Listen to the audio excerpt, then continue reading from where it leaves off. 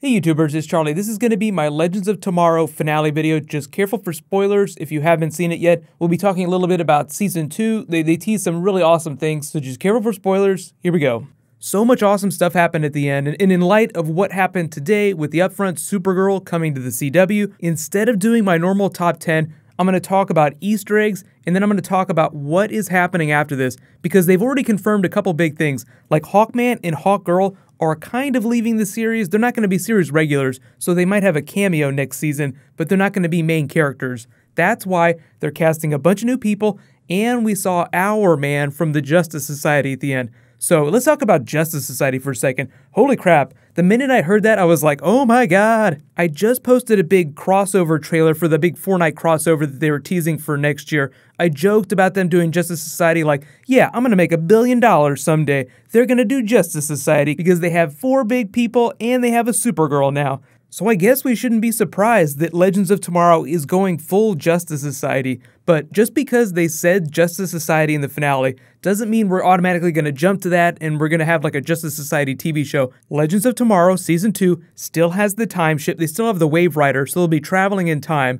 They've gained Hourman as a series regular, so like he's going to be with them in most of the episodes. Then there are a couple other characters they're casting to replace Hawkman and Hawkgirl, and presumably whoever the big villain is going to be, who they haven't announced yet. There's a whole bunch of Hawkman comic book history we have to talk about in a second, but I just want to talk about Justice Society stuff first.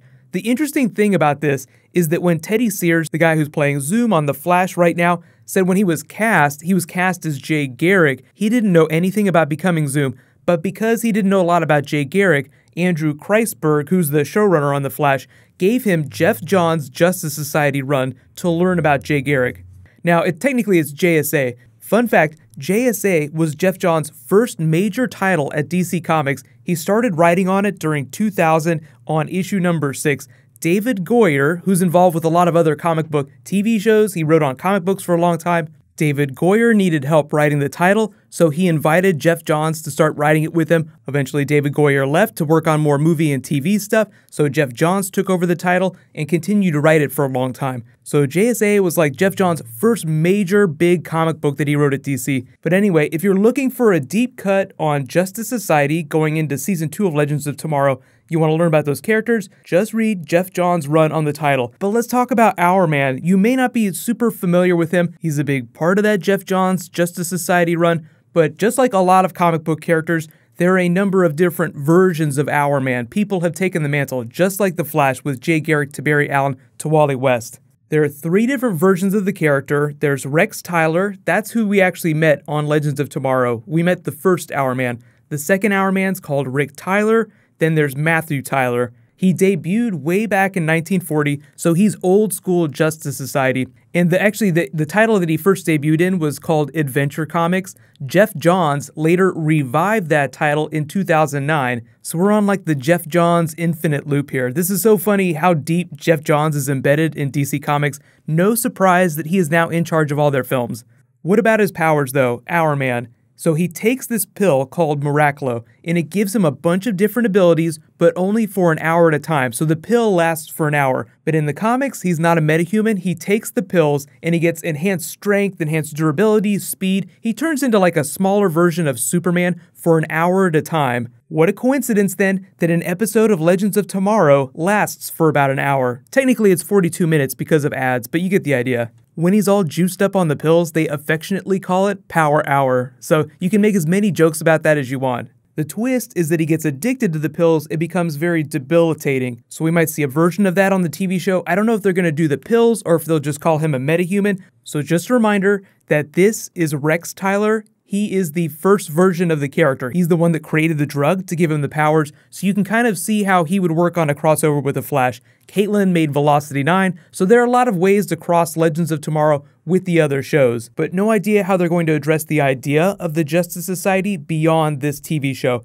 So on Arrow, on Flash, on Supergirl, they might not directly refer to it at least right away, maybe only during the big Fortnite crossover event, which will probably end up happening this fall. But if you didn't see my video earlier this week, I did my Legends of Tomorrow video from last week during a Batman video earlier, and I explained what's going on with Captain Cold. We saw a version of him in the episode from earlier in the timeline, but he's still dead in present day. What ended up happening is behind the scenes, Wentworth Miller, the actor, signed an overall contract with Warner Brothers Television to go on all of the TV series as a regular, so he's going to pop up on all 4 DC Comics TV shows. Now that's all they've said. They haven't explained how that's going to happen because the most current version of him is still dead. He died in the future, so we'll see how they explain that, but Captain Cold will still be on all of the TV series next season. Firestorm powers though, we finally saw him use his transmutation powers. They'll probably play with that next season. It involves a lot of special effects that's kind of expensive, so don't expect him to do it all the time. Like if you ever wondered, how come they just don't form Firestorm and beat the shit out of, whoever villain they were fighting each week? It's because it's really expensive to do special effects like that. But I almost forgot one more big Justice Society Easter egg. I've been talking about this for forever, for the last 4 or 5 videos on Arrow, but Mark Guggenheim wrote the last big Justice Society arc before the big New 52 reboot.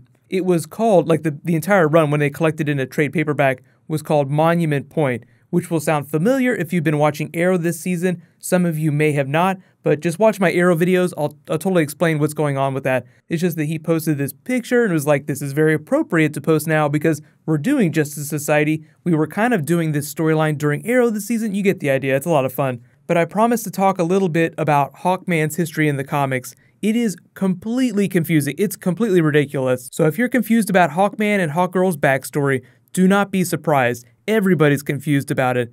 Nightmare level continuity problems. So we start in the Golden Age with Prince Khufu Carter Hall. That's the one that we met here. That's the one they're doing on the TV show. During the Silver Age, he was called Carter Hall. It's still pronounced the same, but it's spelled differently. In this version of his backstory, he was from the planet Thanagar, and everybody looked like Hawkman. Like, imagine a world full of people that looked like Hawkman. That's how they explained it on the TV show. Thanagarian technology sent to Earth in the form of meteors. So Thanagar exists in this universe, but it sounds like they're not really going to address that in Season 2. Then, during the big 0 Hour event, they merged all those backstories, and you got one version of Carter Hall. He's from Earth, he's not the Thanagarian. They went with the Egyptian origin story. Narrating the process is Wave Rider here, for which their time ship on the TV show is named. It's called the Wave Rider, after the Wave Rider character of the comics. So you see there's Easter eggs all over the place. Don't you feel like you have a PhD in comic book Easter eggs now? But already you can understand how confusing that is and how they tried to include Easter eggs for that on the TV show. Like their blood activates the Thanagarian technology. So there's some Thanagar in there, there's some Prince Khufu, Egyptian origin story, Golden Age, Silver Age coming together. They kind of do that with the TV shows because comics get really messy with continuity if you go back far enough. Overall, the episode was pretty good. I did think they stuck the landing and they had that amazing twist, so it was a great finale, but the series as a whole was kind of inconsistent. I think it took them a little while to figure it out. I think it required them getting access to some special characters, getting access to Justice Society things, so I think all that stuff behind the scenes, as well as them having to rush the series out, just kind of contributed to some of the early problems that they had with the stories. And now that this year, they know going into next year, they already have a Season 2, they can start working on it now, they'll have a lot better time to work on the big stories. And that's really the important part, getting a really awesome story. The production stuff, they can actually do pretty easily because they have the Flash, Arrow, and Supergirl. So from a production standpoint, they're a well-oiled machine. It takes time to do really awesome stories. So now that they have that time, I think Season 2 is going to be pretty amazing. So what does this mean, though, for next week's finales of Flash and Arrow? Are we going to see any kind of crossover? I feel like the big Justice Society twist on Legends makes me really crank up my expectations for the finales of The Flash, which I'm, expecting Jay Garrick to appear on, the real Jay Garrick. And then on Arrow, I'm a little more in the dark on Arrow stuff just to make more dark puns. Make as many Damian dark puns as you want. The darkness. Take a drink every time someone says darkness on Arrow. But the tagline says that Oliver's going to get help from a very surprise force. Now, that could be a person, that could be some magical thing, just some big twist that I'm expecting now. So let me know in the comments, what do you think this finale in Justice Society for Season 2 means for next week's finales of Flash and Arrow? Now, they'll largely have their own plot lines to wrap up, but when they do something this big on one of the shows, it usually means they're doing something big on the other 2 shows as well, even if they're not completely related. So what's going to happen is they dropped a teaser for the new Star Trek TV series. I meant to do that now, but because of Justice Society, I had to make this video now. It's too big a deal to not talk about. So that'll be my next video. Some new Game of Thrones posting tomorrow too. If there's any other crazy stuff that they release, any other news about next season on Flash, Arrow, Legends, I'll totally do a video for that too.